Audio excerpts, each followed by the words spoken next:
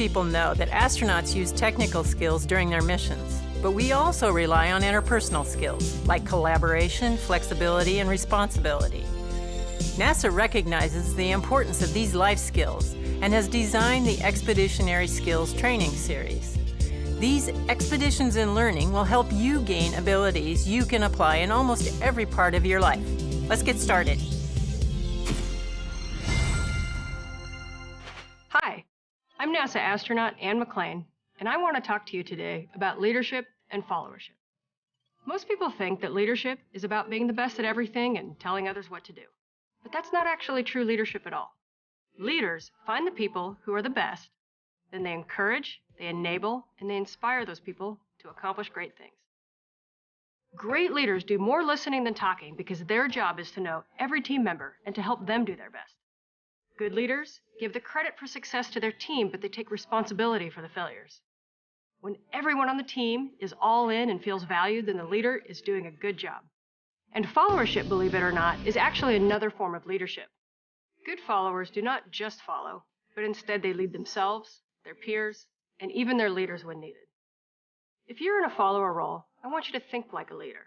I want you to ask yourself, as a team, what are we trying to accomplish? What can I contribute? Is what I'm saying helping, or is it hurting our progress? Sometimes as a follower, you don't get to set the team's mission or the vision, but you're absolutely critical to its success. Here at NASA, we often lead, we often follow, but even more often we do both on the same day. Here's an example.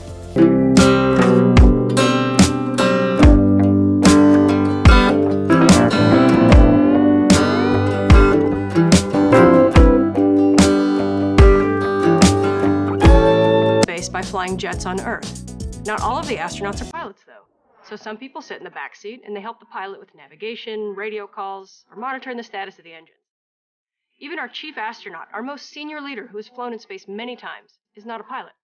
But some of the newest astronauts who have never flown in space are pilots. When we're in the office or there's a big decision to be made, the chief astronaut is in charge. But when he goes flying, he sits in the back and the pilot is in charge, a pilot who could be brand new to the office. And the chief listens to that pilot during the flight because he or she is in charge of the jet and in charge of the mission. After the flight's over, the chief is in charge again, and the pilot listens to him. This happens every day, and it even happens on the space station when we change command. It's very important that we trust and we listen to each other, because everyone is good at something and will be in charge at some point. You know, you may not notice, but you switch back and forth between leadership and followership all the time. I'll bet a lot of you play sports. And when you have the ball, you're leading the team. Then you make a decision, and your teammates support by either blocking out the other team or getting in a position to help. And as soon as you pass the ball, another player becomes the leader, and you become the follower. I want you to practice being good leaders and good followers, like we do here at NASA. You'll be surprised by how much success you're a part of. Trust and listen to the people around you, whether you're the leader or the follower. We accomplish more this way, and the sky is no limit.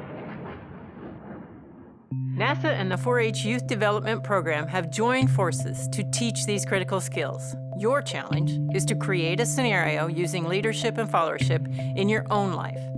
It's time for you to take on the challenge of your quest. Good luck!